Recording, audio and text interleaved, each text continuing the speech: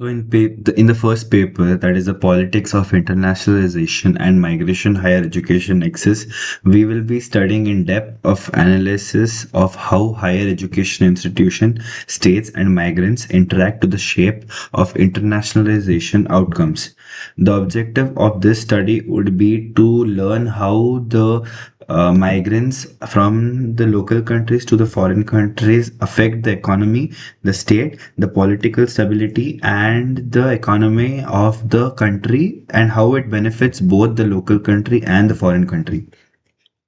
The authors of this paper are Lucy Serna and Meng Huas Shou, and the paper was published on 2020 in 2023.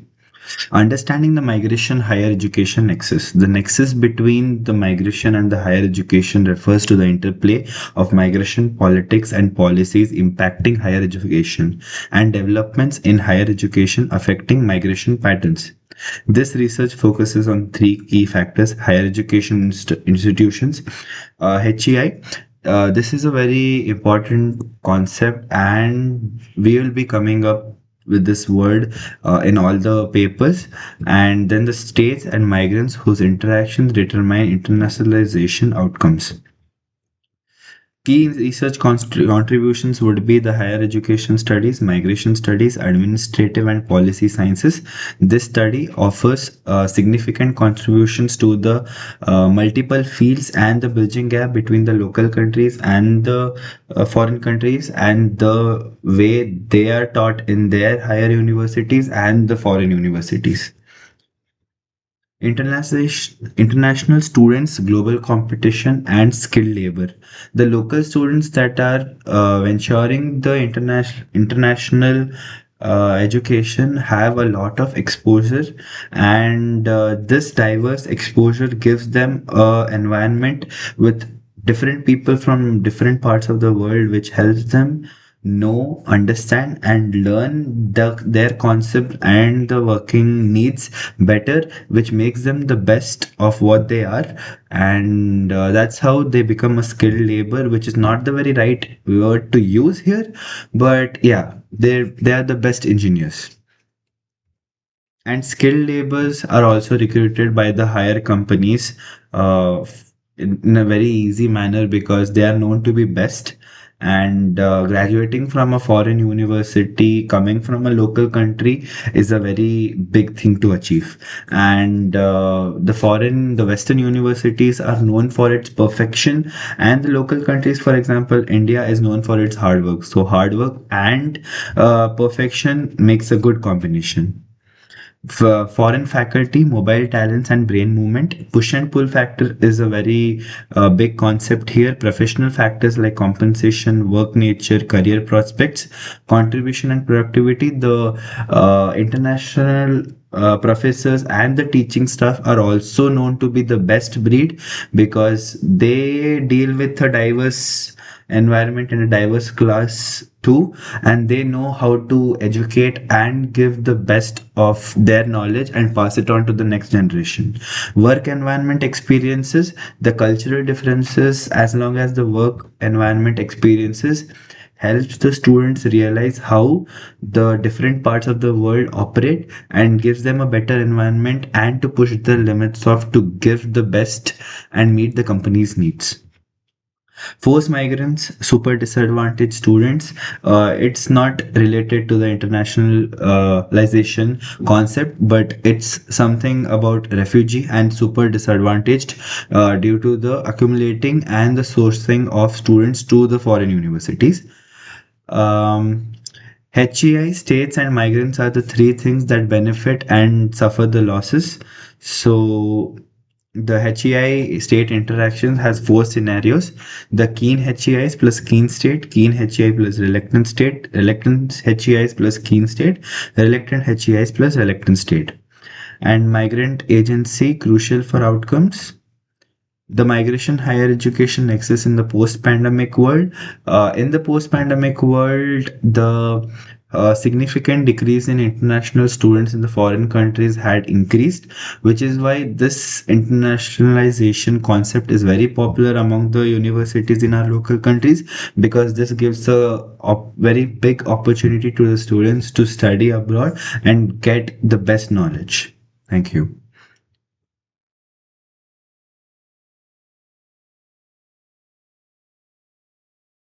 So the second paper is about the student migration, transition, development, and international student mobility. This paper investigates the complex relationship between national development levels and international student migration from 2003 to 2018. Drawing on migration transition theory, we explore how development influences students' capability, aspirations, shaping their mobility patterns. Unpacking dynamics of student migration. Theoretical foundation. What does the student migration of international student means? It means that the local students from a local university or the local country, from their home country, I mean, move to an international university to get the foreign education. Research focus. We analyze degree mobility using UNESCO data from 2003 to 2018 based on this paper, examining how development levels of origin and host countries influence students' flow. Key contributions would be this research empirically tests migration transition theories from ISM, unravels the diversity in ISM determinants. Migration transition theory, an inverted U shape. Migration transition theory suggests that as countries develop, immigration initially increases due to enhanced capability and aspiration of the students from their hometown as well as the university from their foreign branches and the foreign different courses.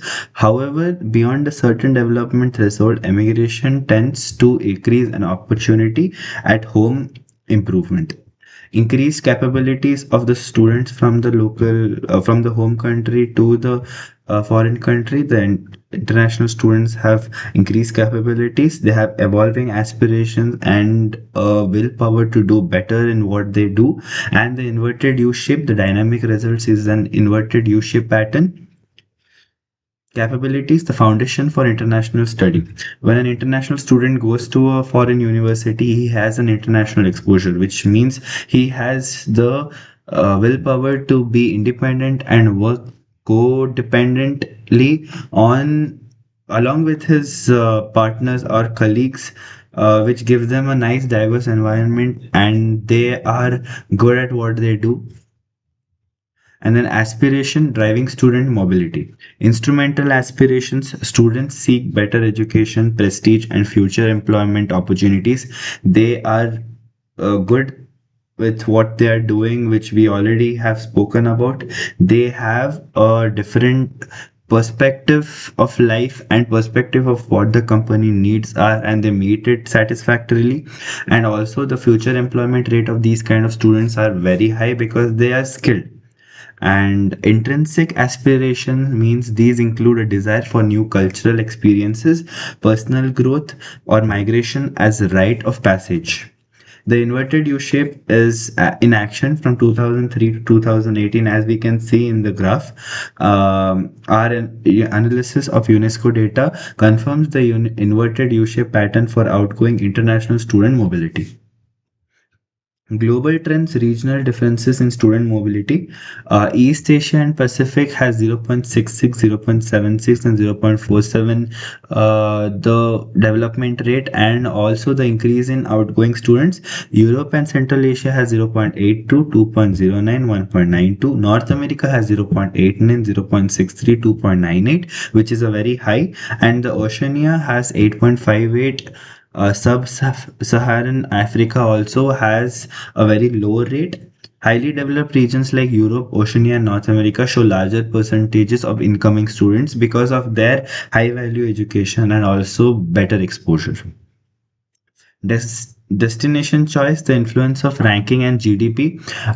Better the ranking of the university or the international colleges, the better the incoming student rate is. And also, the GDP of a country is also a big contributing factor to the foreign universities, because a person would like to study in a country which has good GDP.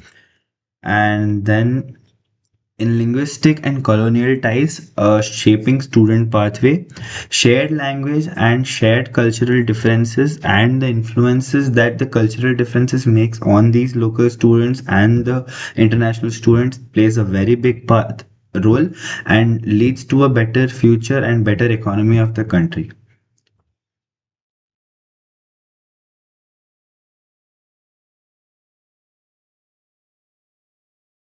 Okay, so in the third paper, we have the Transcending Shallow Internationalization, Best Practices for Excellence in Higher Education. This paper identifies key problems facing higher education and develops best practices to promote excellence and rigor in international higher education. It draws on multiple case studies, mixed method research, and authors' 7 decades of engagement with internationalization. This paper tells us about the difficulties faced by the students, how the author has observed the keen growth of international studies, and also the mixed method of research and the feedbacks got that the author has got received from the international students. The complex landscape of higher education. Higher education operates in volatile, uncertain, and complex, and anxious, non-linear, and incomprehensible world. Key challenges include escalating cost, the high cost of education, declining public support, excessive commercialization, and threats to academic freedom. Escalating costs, the higher education fees, increasing expenses, and reduced public funding. Commercialization, excessive vocalization, and commercialization can dilute academic integrity. Academic freedom, serious threats to academic freedom are a growing concern. Conceptual frameworks for the internationalization, economic capital, access to high quality international education. It helps the economy growth of the countries, of the host country as well as the demoted countries. The human capital, outcomes of effective international education for students and faculty. Social capital, building networks and relationships through the international exposure and the different diverse people from all the different countries, where they share their knowledge and build a social capital. Cultural capital, understanding the cultural differences and blending into each other's perspective of cultural values and methodologies is also a very important thing which helps to build a cultural capital. Genre of internationalization. Comprehensive internationalization means infusing international perspective throughout teaching, research, and service. Comparative means learning by comparing societies of one place to another and developing global literacy. Critical internationalization refers to viewing international education through a critical lens for equity and excellence. Internationalization at home, providing international opportunities for students who cannot study abroad. Which is like considered as a homeschooling, but they get the foreign exposure from the comfort of their home. Internationalization of the curriculum, integrating international dimensions into course containing and teaching. Inclusive internationalization addresses to the underrepresentation and promoting diversity in international education. Shallow versus deep internationalization. Internationalization exists on a continuum from shallow to deep. Shallow internationalization often involves short term programs focused on cultural tourism or simply adding English language courses, such as for few universities in India have a exchange program or a summer internship where the universities send their students, the best students, the cream layer students, to the foreign countries to get the exposure and to learn different varieties of education that they can cultivate and inculcate in their universities. And the long term and the deep or the deep internationalization would refer to the foundational programs that are offered in India, such as RVC, that promotes 1 year of education in India, and then the 3.5 years of progressive education and engineering courses in Germany. The dark side of international education. International education has historically been exclusive and elitist, with significant underrepresentation of indigenous, African American, Latino, and low income students. The best opportunities often go to those of higher socioeconomic status. Internships are not a privilege, is a quote made by Darren Walker, president of the Ford Foundation. So from this slide, we derive that the international education is not meant for all the students. Only the people who are financially funded and aided really well are able to dream of such things, but this is being overcome slowly by the different opportunities that are promoted by the university in India as well as the other countries. Global versus international defining key terms. Globalization refers to a real world phenomenon of increasing interconnectedness. Internationalization would refer to a deliberate process of integrating international dimensions into higher education's purpose, function, and delivery. Exemplary programs. Campus Asia. Campus Asia is an example where it has partnership with China, Japan, and Korea, addressing the lack of mutual understanding among youth. Students spend 2 years overseeing two different countries, becoming trilingual. So, for example, how in RVC we are studying here in India for 1 year and we are going to the foreign country, that is Germany, to pursue our bachelor's and degree. And that's how this is a very good example, Campus Asia, where the students study in two different countries and understand the cultural differences of two different countries along with their home country. This is a long duration program. Students spend 2 years abroad, fostering deep immersion. Trilingualism. Students learn two Asian languages in addition to their own. Learning Asian languages are a very good thing. People get recruited just for their language holdings, and then the mutual understanding helps a historical miseducation and allows for the growth. Exemplary programs. Volunteers in Asia. Strategic partners expanded to include Pomona and US Santa Cruz. Financial sustainability. VIA has been financially sustainable for over 60 years without major subsidies. Knowledge production. Former VIA volunteers have contributed significantly to the knowledge production with 319 related books in the World Catalog. Thank you.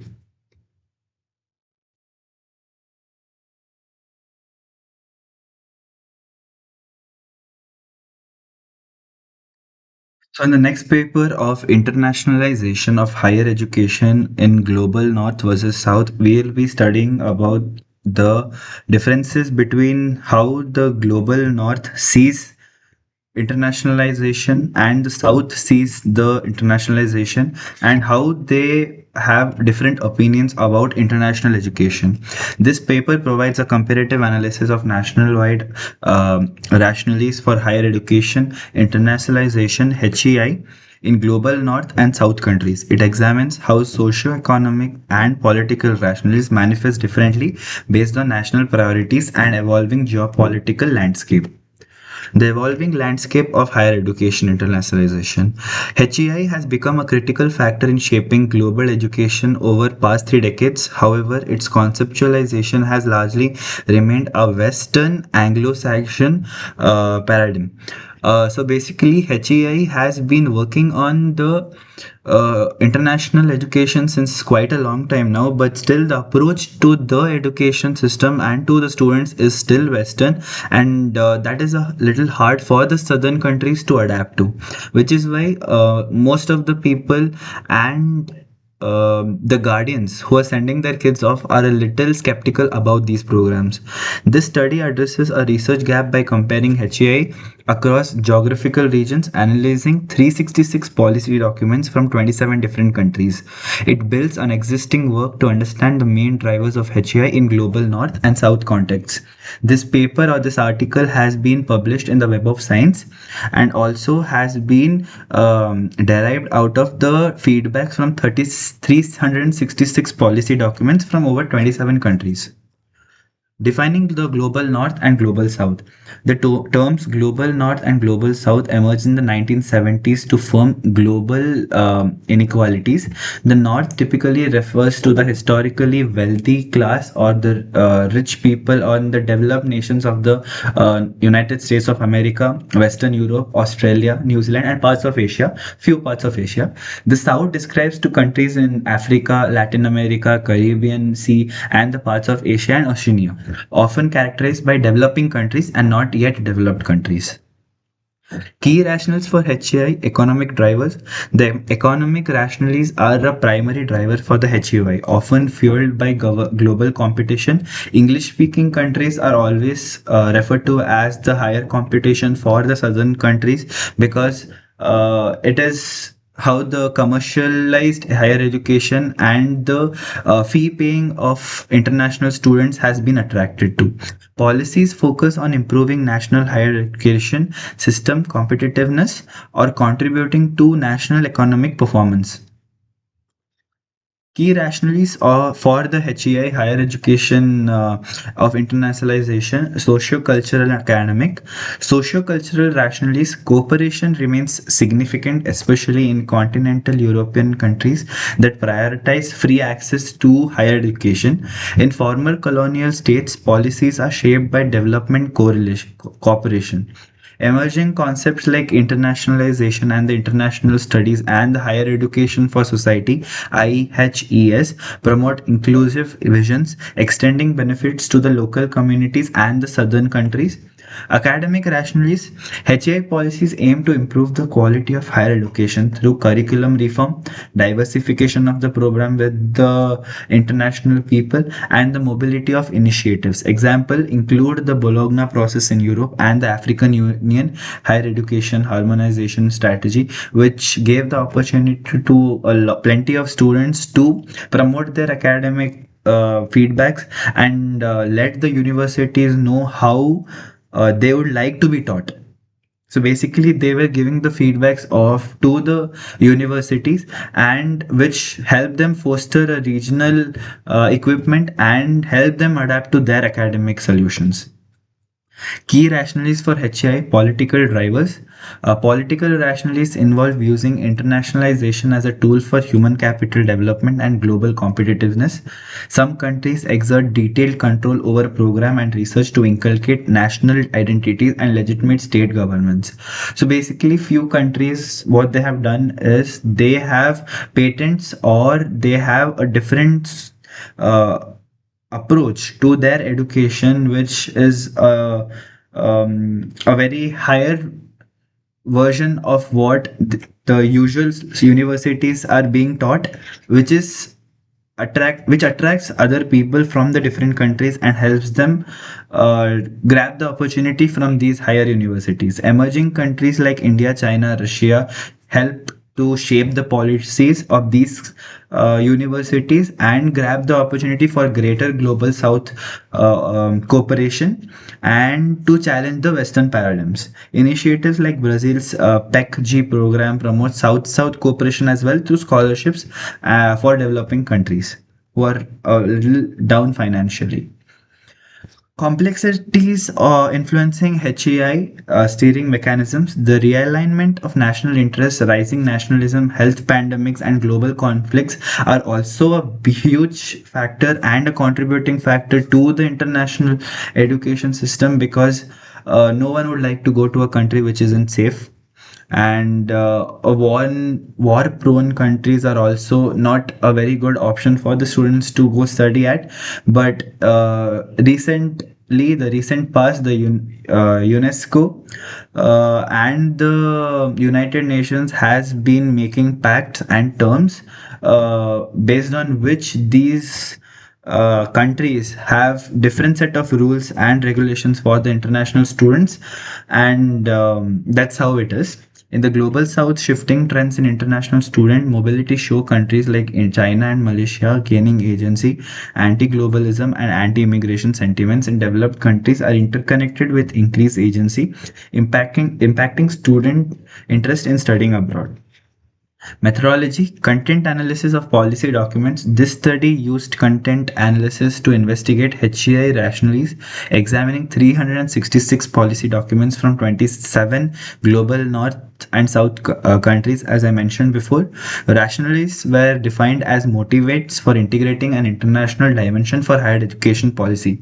The analysis of the focused documents from 2000 to 2021, 21 years of Word documents collected via web scraping from the World Higher Education Database and national government agency websites. Six research assistants translated non-English documents to ensure comprehensive coverage, to cover all the important facts of the documents. Findings: regional variations in HEI rationales. North America, socioeconomic rationales dominate with various variations. The US emphasizes economic benefit, job creation, and diplomacy. The Western and Northern Europe, high scores on socioeconomic drivers influenced by EE policies.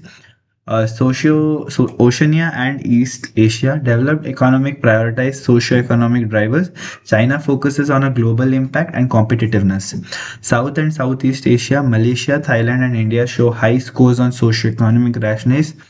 Sub-Saharan Africa, most countries lack explicit strategies, resulting in modern scores. Latin America and Caribbean, Brazil and Cuba score highly across all rationales. Conclusion: a multipolar future for HEI. HEI rationally is very significantly between the global north and the south, shaped by national priorities and evolving global dynamics. While market driven models are prevalent in north, some middle income southern countries are adopting similar approaches, challenging traditional narratives. The global knowledge economy drivers HEI in both regions with increased demand for quality education and global talent. Political rationales and the particular for leading to multipolar HEI landscape. Despite complexities, there's a growing shift towards inclusive approaches linking internationalization to global common goals and the United Nations Sustainable Development Goals for the international students, of course, through critiques highlight persistent inequalities. Thank you, sir.